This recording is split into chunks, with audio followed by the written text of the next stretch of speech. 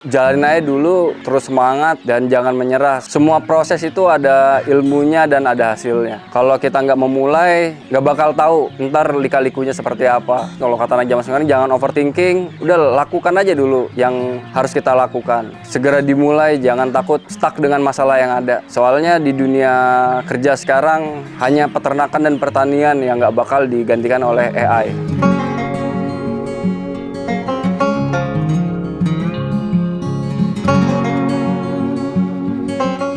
Perkenalkan, nama saya Esa Bambang. Nama usahanya Wisesa Farm. Ini di bidang peternakan, ada bebek petelur, bebek pedaging, dan juga lagi merintis untuk ayam kampung petelur.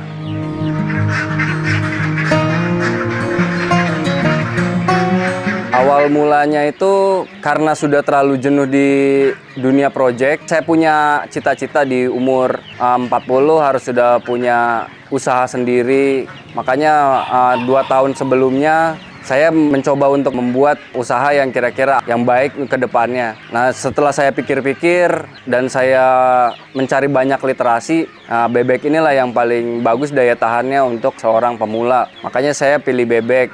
Setelah berjalannya waktu, kok permintaan itu makin banyak dan saya coba-coba untuk memperluas di ayam kampung petelur gitu. Dan juga ternyata afkirannya juga laku kan. Dan untuk yang pedaging itu ada beberapa permintaan customer kemarin, kalau bisa coba pedaging mas dipelihara, makanya saya tambah lagi unit pedaging gitu.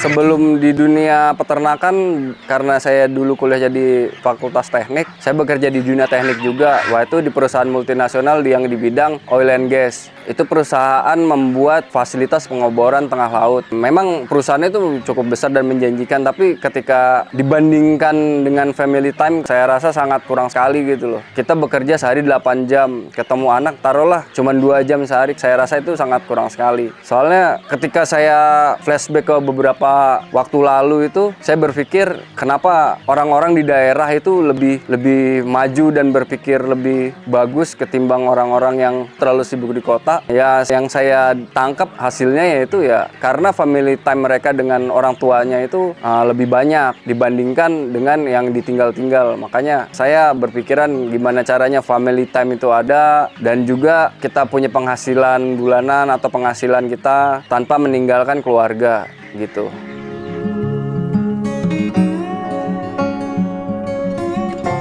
Kuliah itu kan saya ngambil jurusan teknik, kerja juga di dunia teknik. Ketika saya ngelihat orang memelihara itu kok kayaknya enak gitu kan. Ya akhirnya saya coba banyak nyari literasi di sosial media, kok sepertinya nggak terlalu sulit seperti yang dibayangkan. Ya sebenarnya nekat juga sih, ya sedikit nekat lah, walaupun ada perhitungan tapi sedikit nekat. Yaudah kita langsung coba, ya di antara itu banyak lah pelajaran-pelajaran kayak pakan kurang atau pakan yang berlebih atau pakan yang nggak cocok, terus tentang suhu udaranya atau sirkulasi anginnya di kandang seperti apa. Kita belajar dari pengalaman, belajar dari situ aja sih. Pokoknya gimana caranya ternak kita tuh dibuat nyaman dan juga yang bekerja di dalamnya nyaman juga gitu.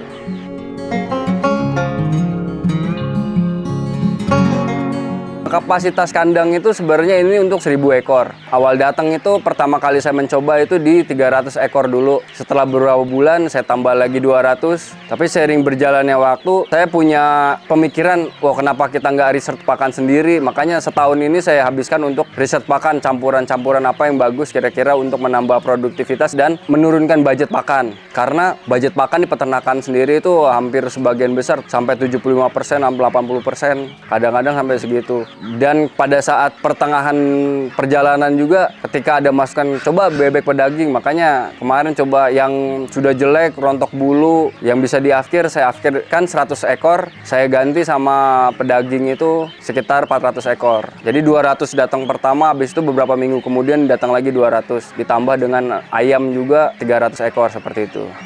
Kalau untuk alas sendiri yang direkomendasikan adalah ada pasirnya, terus ada juga yang bagus itu sebenarnya jerami padi. Tapi kebanyakan jerami itu diambil sendiri oleh petaninya karena dibuat dasaran sebagai pupuk. Ya kita sekarang pakai sekam padi aja. Nah dari sekam padi itu pertama biar bikin lebih hangat, yang kedua telur juga lebih bersih, terus yang ketiga nggak banyak campuran batunya.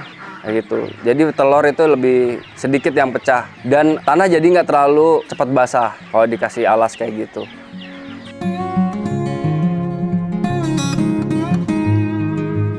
Untuk yang petelur saya pakai bebek Mojosari, untuk yang pedaging saya pakai hibrida packing. Untuk yang ayam itu ayam Elba, ayam KUB2 sama ayam Arab.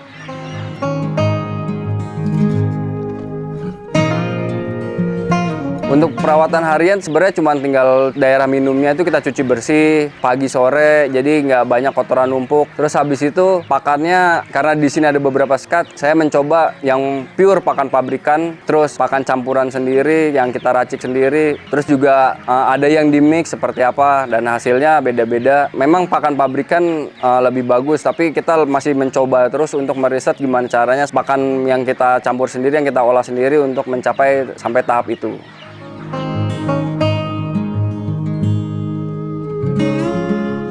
Ini kenapa di-skat? Membedakan yang pertama angkatan yang datang. Jadi umur bebeknya itu berbeda. Terus yang kedua ada yang dikasih pejantan untuk mencoba fertil. Yang ketiga untuk bedakan antara pakan yang kita buat sendiri dengan pakan pabrik kayak gitu.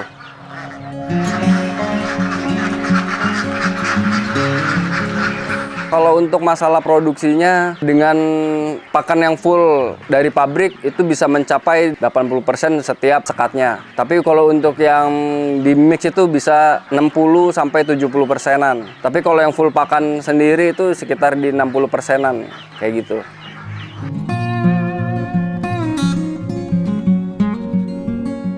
Kalau kasih makan tuh sehari kita 2 kali, kadang sekali. Jadi tergantung kebutuhan juga ya. Kalau misalkan lagi slow itu kasih makan pagi sama sore, jam 7 sama jam 4. Dan kalau misalkan kalau lagi sibuk, kita lagi banyak kerjaan di luar, kita kasih makan bruk dibanyakin di pagi hari gitu. Biar sampai besok pagi lagi baru dikasih makan kayak gitu.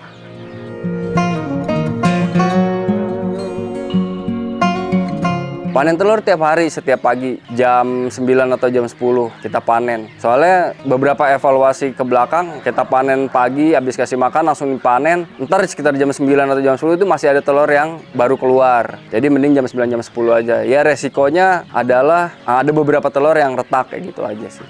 Kalau lebih pagi itu lebih banyak yang utuh. Kalau dari 400 bebek ini berkisar di antara 270-an sampai 320-an telur bebek per hari. Oh, kalau di telur bebek sendiri kan karena fluktuatif, dihargainnya itu per butir.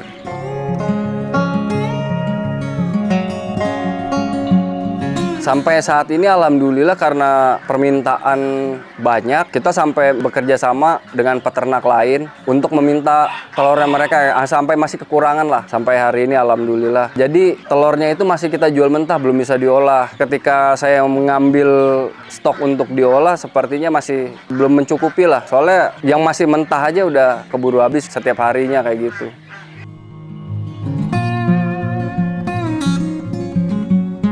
Yang perlu disiapkan adalah kandang, ya kandang yang bagus lah, yang proper lah. Terus bibitnya yang bagus juga kita cari dan pakannya yang berkualitas juga. Dan selain itu ya harus persiapan mental lah sama materi. Ya perbandingannya kalau saya kemarin dengan pengalaman saya ya 30% semua. 30% untuk tempat, 30% untuk pakan, 30% lagi untuk bibitnya gitu.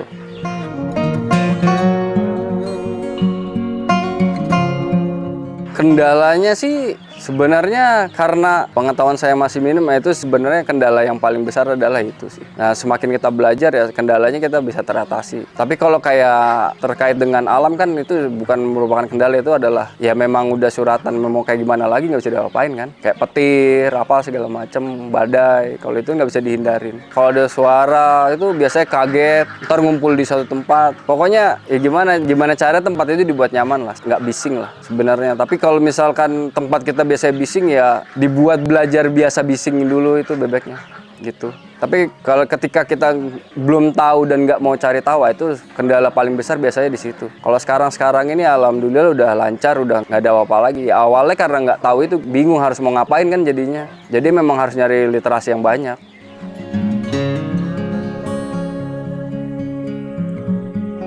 Harapan kedepannya sih semakin besar dan bisa membantu masyarakat di sekitar, ya bisa lebih merdeka dalam berpikir, merdeka dalam bekerja, dan merdeka dalam berusaha gitu. Dan financial freedom lah kalau kata anak zaman sekarang. Kalau bisa besar bersama, maju bersama, kita berkolaborasi. Soalnya yang saya pikirkan ketika bekerja sendiri, bergerak sendiri itu sangat susah. Ya kita harus bisa bersama-sama. Semakin banyak golongan yang pertengahan sampai ke atas, ya semakin majulah negara kita. Jadi gap antara masyarakat yang kelas bawah dan masyarakat kelas atas itu nggak terlalu jauh. Ya, harapan saya kita bisa membangun atau menstimulan menjadi masyarakat kelas menengah.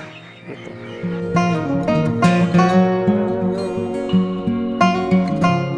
Sesegera mungkin teman-teman yang mau belajar, yang mau berusaha, yang mau berbisnis, atau yang mau financial freedom kata anak zaman sekarang, ya lakukan dari sedini mungkin, semudah mungkin. Jangan sampai tunggu pensiun, jangan sampai ketika tubuh udah sangat lelah baru belajar berbisnis. Kalau bisa ya dari sekarang. Jangan ragu-ragu, jangan takut, karena setiap pagi Allah selalu menurunkan rezeki di setiap penjuru dunia, dan kita cuman bisa mencari karena rezeki udah digariskan dan kita harus mencari itu sebagai kodrat manusia. Mungkin itu aja closing dari saya. Sekian dari saya ucapkan terima kasih untuk tim Celah Waktu yang sudah berkenan hadir ke peternakan saya. Semoga kedepannya channel ini makin besar, makin kuat, dan makin stabil, konsisten, sehat-sehat semua. Assalamualaikum warahmatullahi wabarakatuh.